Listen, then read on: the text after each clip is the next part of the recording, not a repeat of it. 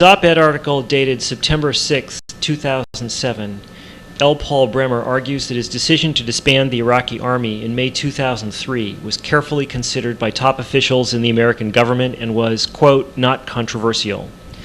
These claims are dubious at best and are directly contradicted by many officials who appear in my film, No End in Sight. In fact, as with other Bush administration policy decisions in Iraq, Bremer's disbanding of the Iraqi army was a catastrophic mistake made by a small group of senior Pentagon civilians with no military or reconstruction experience. The decision was opposed by many experts and military commanders when they learned of it, and contributed greatly to the chaos and insurgency that engulf Iraq today. Prior to Bremer's arrival in Baghdad, the Iraqi occupation was run by retired General J. Garner.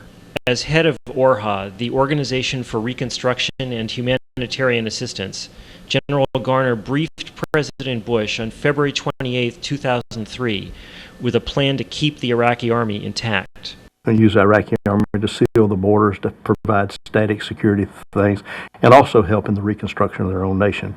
During the war, the U.S. urged the Iraqi military not to fight and promised leniency if it didn't.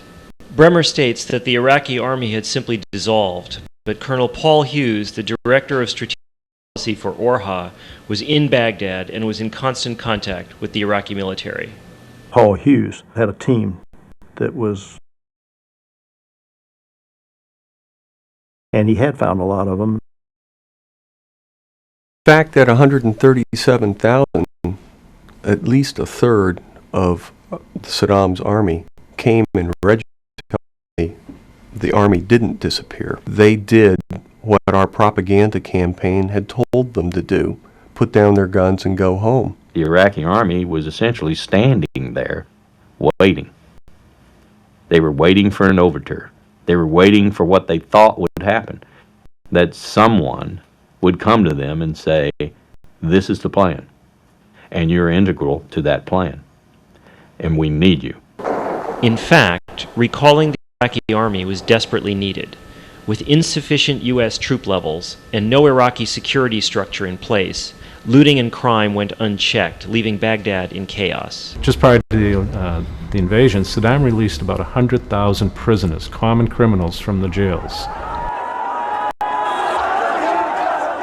One of the Iraqi officers, towards the end of, I don't know, the second or third meeting, when Baghdad was going, it was in chaos, said, Colonel Paul, I can have 10,000 military policemen for you next week. You just tell me.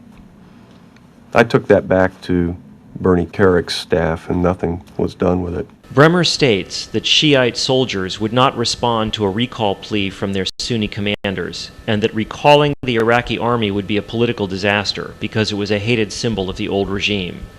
This notion about a Sunni officer corps and Shia soldiers, it's just not true. He's simplifying what was a very complex organization. There was, of course, a Shiite conscript force, but the officer corps was mixed. It wasn't just Sunnis, it was also Shiites. There was a great deal of nationalism inherent in this Iraqi army, and it enjoyed a lot of popular support for that reason, and it wasn't seen as one of the pillars of the regime. The dissolution of the army by a foreign occupying power resonated, I must say in my judgment, negatively with a significant portion of the population. Bremer also states that it was a, quote, practical impossibility to recall the former Iraqi army because post-war looting had destroyed all its bases. The Iraqi officers told me they would have set up tents and lived in the desert if that's what it took, you know, to work with the Americans. Talil Air Base was virtually unharmed. There were a lot of facilities outside of Baghdad.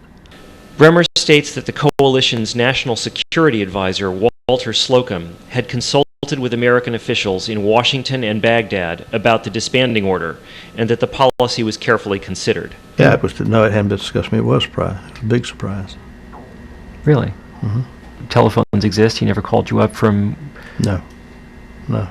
3 days after Bremer's article was published, I asked Jay Garner to confirm Bremer's claim that a draft of the order had been sent to him for comments on May 10, 2003.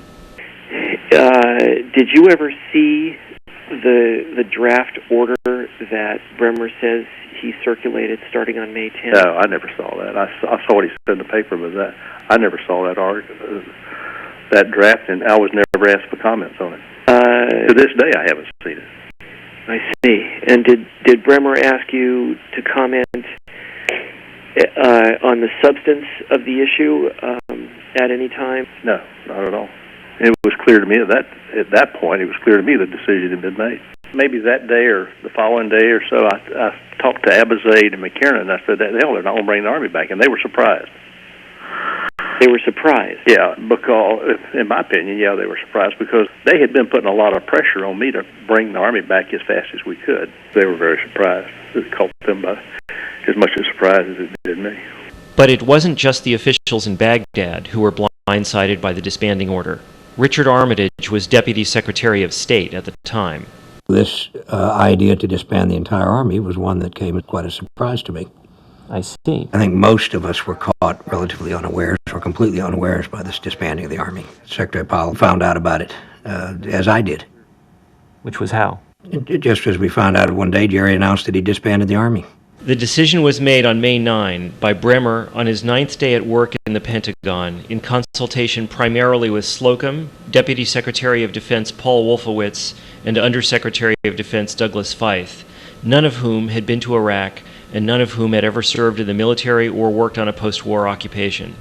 There was no consultation with anyone outside these senior Pentagon civilians prior to May 9, not the U.S. military commanders in Iraq, the Joint Chiefs, ORHA, the State Department, the National Security Council, or the CIA.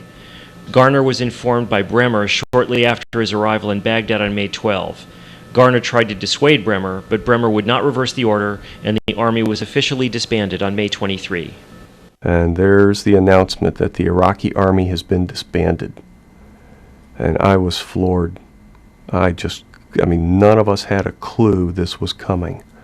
Bremer goes on to say that American officials understood that disbanding the Army was, quote, the only viable course. I thought it was a poor idea. I thought we needed to bring them back. I thought we had just created a problem. We had a lot of out-of-work soldiers. It's just astonishing to me that people tried to defend this decision.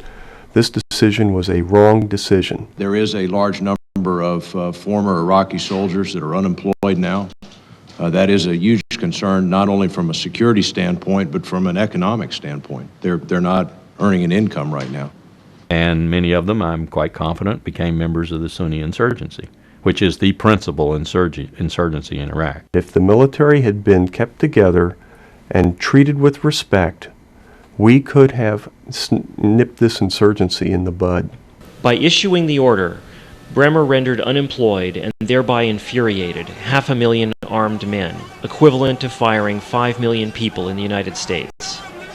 And so these men, who could have been used to prevent an insurgency, instead created one. Hundreds of thousands of families depended on the army. They didn't have an income, they didn't have providers. Children, women, wives, sisters, fathers stopped eating because they didn't have enough money.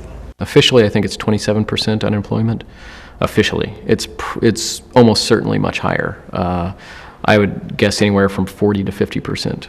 Is it any wonder that many of these people would turn to joining the insurgency, just as a means to feed their family, and as a means of regaining some of that pride? I wasn't in my office but 2 hours, and a young MP comes to see me, and he goes, "Colonel Hughes, I got some Iraqi officers that want to meet with you."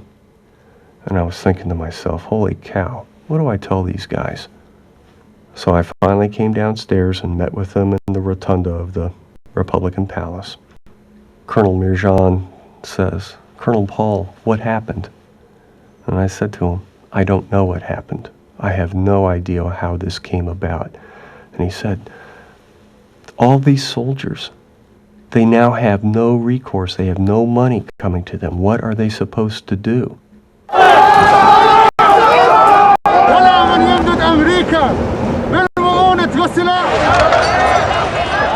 Bremer states, "We were right to build a new Iraqi army. Iraq's new professional soldiers are the country's most effective and trusted security force. In fact, the new army is plagued by sectarian and political divisions far worse than the old one, and